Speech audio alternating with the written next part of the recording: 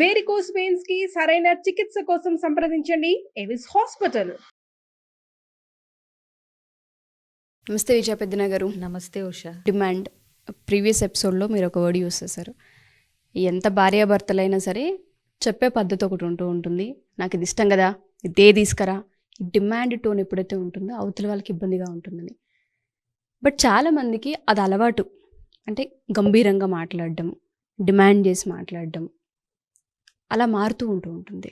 దానివల్ల వచ్చే కాంప్లికేషన్స్ ఏంటి అసలు? డిమాండింగ్ కమాండింగ్ అనేది జనరల్గా ఎవరికి నచ్చదు కదా ఉషా. ఎవరికైనా రిక్వెస్టింగ్గా పొలైట్గా మాట్లాడే వాళ్ళే నచ్చుతారు, అవునా?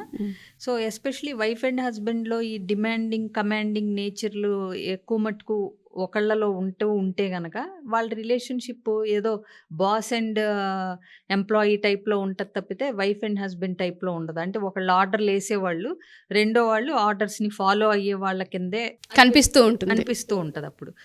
సో బట్ రిలేషన్షిప్లో వైఫ్ అండ్ హస్బెండ్ ఇద్దరు ఈక్వల్, అవునా?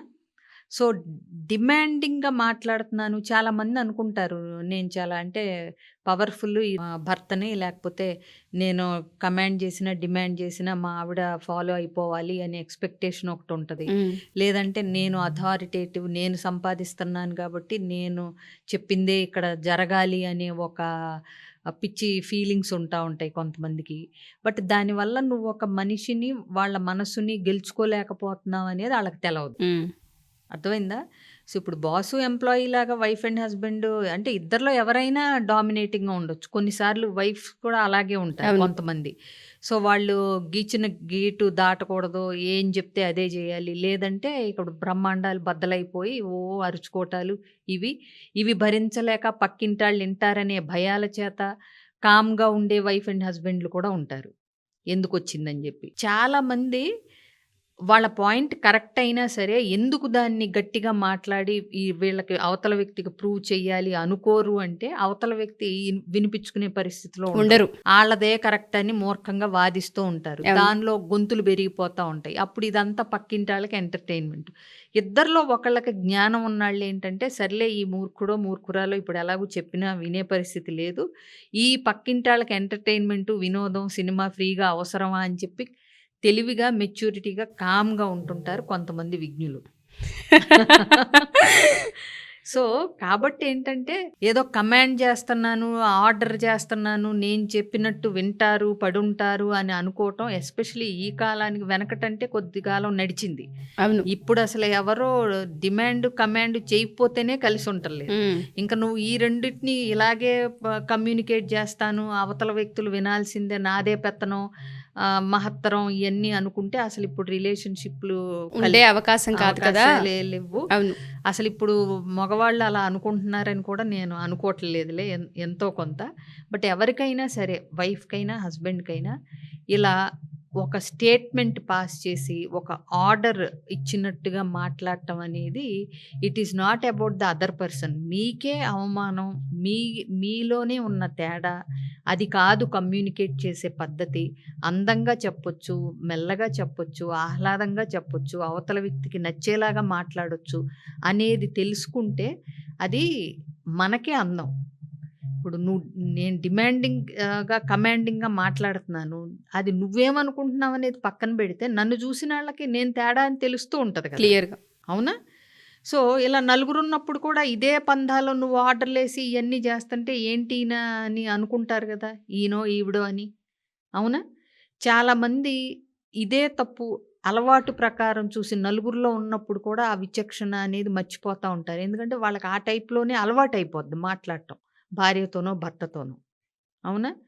మామూలుగా మనకేంటి వాగ్భూషణం భూషణం అంటే అన్ని అలంకారాల్లోకి వాక్కు మాట తీరు అనేది మనిషికి పెద్ద ఆభరణం. ఏమన్నారు? వాగ్భూషణం భూషణం అంటే దానికి పెద్ద పద్యం ఉంది. అంటే స్నానాలు జపాలు అలంకారాలు జళ్ళేసుకోవటాలు బ్యూటీ పార్లర్కి వెళ్ళి ఇది చేసుకోవటాలు లేకపోతే నగలు పెట్టుకోవటం సెంట్లు కొట్టుకోవటం ఇది కాదు. ఎవరికైనా సరే అమ్మాయిలకైనా అబ్బాయిలకైనా వాటన్నిటిని మించి వాగ్భూషణం భూషణం మాట, అదే అలంకారం. సో వీటన్నిటికంటే కూడా మంచి మాట తీరు అనేది మనిషికి ఒక అలంకారం. అలాగే ఒక చిరునవ్వు అనేది మంచి ఆభరణం. స్పెషల్లీ ఆడవాళ్ళు గుర్తుపెట్టుకోండి. ఎందుకంటే ఇవాళ రేపు డామినేషన్ ఎక్కువ ఉందా తక్కువ ఉందా అనే విషయం పక్కన పెడితే అరుస్తూ ఉంటుంటారు. అది చూసే వాళ్ళకి చాలా ఇబ్బందిగా ఉంటుంది. చాలామంది హస్బెండ్స్ సఫర్ అవుతూ ఉంటుంటారు. ఎందుకంటే మనం చేసిన ప్రతి ఎపిసోడ్ కింద పాత ఎపిసోడ్స్ నేను చూస్తున్నాను, కంటెంట్ ఏం చేద్దామని 1 year బ్యాక్ 2 years బ్యాక్స్ తీస్తే అన్ని ఆడవాళ్ళకే సపోర్ట్గా చేస్తారా మీరు, ఒక్క ఎపిసోడ్ మా వైపు మాట్లాడరా అన్నప్పుడు నాకు అనిపించింది లేదు ఈసారి వాళ్ళకి సపోర్ట్గా కూడా వాళ్ళకు కూడా ప్రాబ్లం ఉంటుంది మాట్లాడాలి అని. ఆ డామినేషనా లేదంటే ఆ ఉక్రోషమో తెలీదు, అరిచేస్తాం ఫస్ట్ వెంటనే, అది ఆగదు ఆ పెయిన్. చూసే వాళ్ళకి అది డామినేషన్లా కనిపిస్తూ ఉంటుంది కొన్నిసార్లు. ఈ గ్యాప్లో నాకు అది గుర్తొచ్చింది, యాకుందేందు తుషార అనుకుంటా ఉంటుంది. అది ఇప్పుడు నాకు స్ట్రైక్ అవ్వట్లేదు. అది దాంట్లో ఏంటంటే నా స్నానం నా విలేపనంచ కుసుమం అట్లా వచ్చి చివరి సెంటెన్స్ వాగ్భూషణం భూషణం అని ఎండ్ అవుతుంది. అది చిన్నప్పుడు బాగా తిరిగిన పద్యం అన్నమాట ఇప్పుడు. సో బేసిక్గా ఏంటంటే పై మెరుగులు కాదు ఏ మనిషికైనా వాక్కు, మాట తీరు, చిరునవ్వు ఇవే నిజమైన ఆభరణాలు అని చెప్పదలుచుకున్నారు కవి.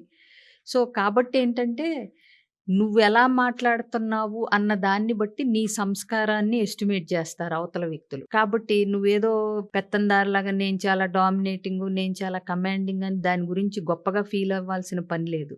నువ్వు ఉండే పొజిషన్‌ని బట్టి కొన్నిసార్లు ఆర్డర్స్ పాస్ చేయొచ్చు, డిమాండ్ చేయొచ్చు.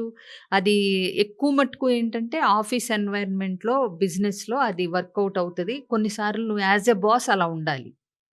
బట్ ఇంట్లో వైఫ్ అండ్ హస్బెండ్‌లో ఇందులో బాసిజము, ఎంప్లాయీ అనేది టైపు ఉండదు.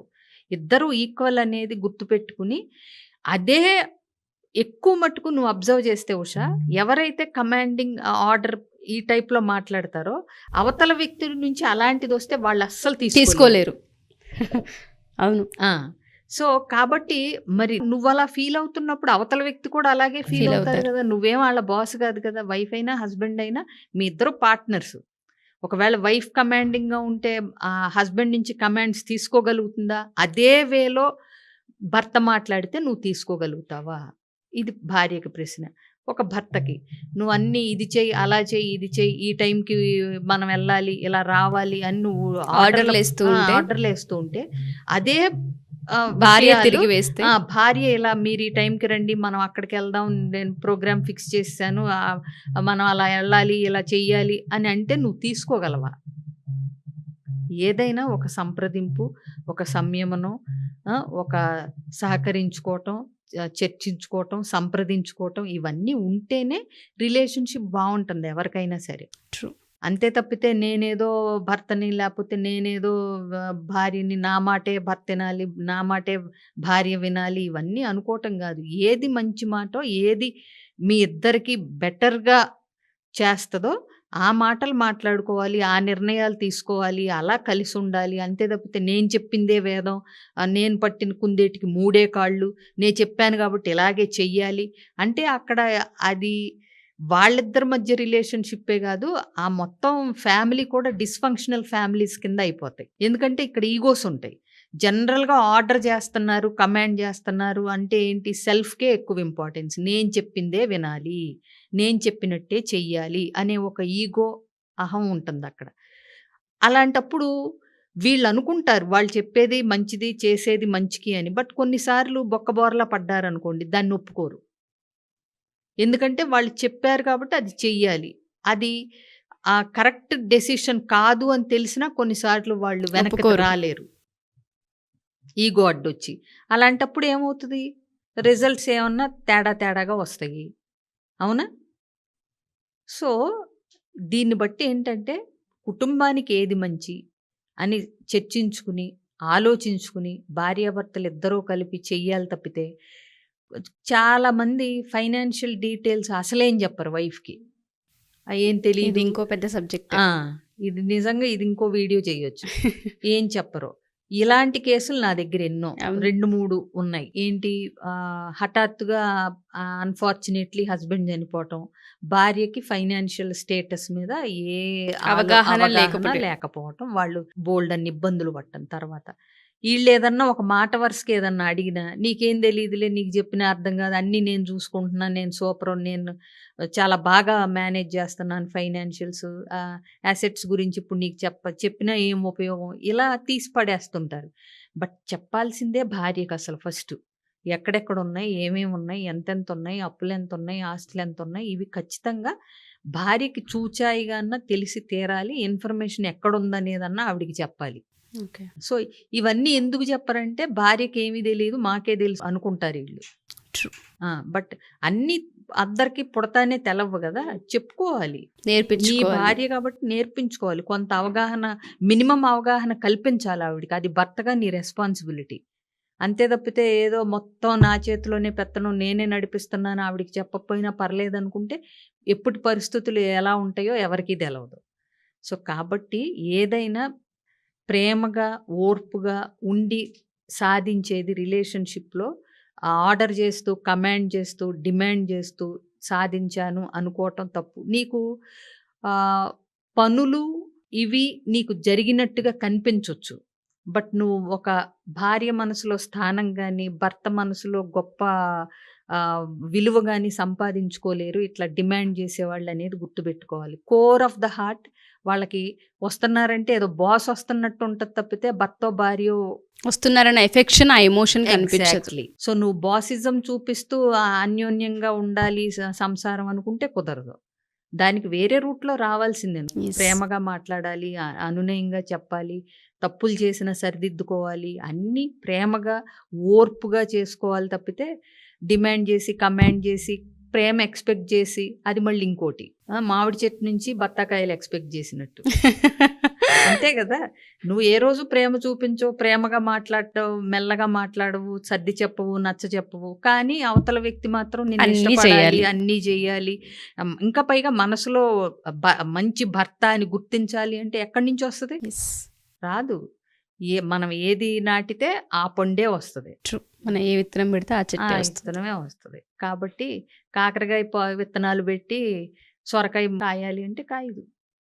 కాబట్టి మీరు ఏం ఎక్స్పెక్ట్ చేస్తున్నారో అవతల వ్యక్తి నుంచి అవన్నీ ఇవ్వటానికి ట్రై చేయండి. సో అలాగే మాట్లాడటానికి, అందంగా పొలైట్గా మాట్లాడటానికి ట్రై ప్రయత్నించండి. ఈ వీడియోలో సారాంశం ఏంటంటే చూసే వాళ్ళందరికీ కూడా భర్త ఇలానే ఉండాలి, భార్య ఇలానే ఉండాలని ఎక్స్పెక్ట్ చేసే ప్రాసెస్లో డిమాండ్స్ ఉంటూ ఉంటాయి. అవి లేనప్పుడే మన పరిస్థితులు కానీ, మన పద్ధతులు కానీ మారే అవకాశం కనిపిస్తూ ఉంటుంది. సో మా రిలేషన్షిప్లో డిమాండ్, కమాండ్లే ఉంటూ ఉంటాయి. అవతల వాళ్ళు చెప్పిందే మేము చేయాలి, వాళ్ళు ఒక మిషన్ అయితే మేము ఒక స్విచ్ అని అలా ఉంటే అసలు మాత్రం కొంతమంది అవతల వ్యక్తి చెప్పేది అసలు వినిపించుకోరు. వినిపించుకోరు. స్టేట్మెంట్, నా మాటే శాసనం అన్నట్టుగా ఉంటారు. బట్ అది రాజ్యాలు రాజులు ఉన్నప్పుడు నడుస్తుందేమో కానీ కాపురాలు సంసారాలు ఉన్న దగ్గర మాత్రం నడవవు. వర్కౌట్ అవ్వవు. ఇలాంటి యాటిట్యూడ్తో ఎవరన్నా ఉంటే రండి. డెఫినెట్గా. ఎందుకంటే చాలామంది సఫర్ అవుతూ ఉంటుంటారు. మీ వాళ్ళని తీసుకురావాలా, అసలు వాళ్ళు వస్తారా అన్న దానికంటే ఫస్ట్ ముందు మీరు ఒక ఇనిషియేటివ్ తీసుకోండి, స్టెప్ మీరు తీసుకోండి. వాళ్ళని ఎలా మౌల్డ్ చేయాలి, వాళ్ళని ఎలా అర్థమయ్యేలా మన పెయిన్ చెప్పాలి అన్న ప్రాసెస్ కూడా ఖచ్చితంగా ఉంటూ ఉంటుంది. మీకు కనుక ఇంట్రెస్ట్ ఉండి మేము సఫర్ అవుతూ ఉన్నామని మీకు కనుక ఆ భావన కనుక ఉంటే కింద స్క్రోల్ అవుతున్న కాంటాక్ట్ నుండి కాంటాక్ట్ చేయండి. విజయ పెద్దన గారికి మీకు పూర్తి డీటెయిల్స్ అందిస్తారు. Thank you ma'am. Thank you so much. Suman టీవీలో మీ పర్సనల్ అండ్ బిజినెస్ ప్రమోషన్స్ కోసం కింది నెంబర్కి కాంటాక్ట్ చేయండి.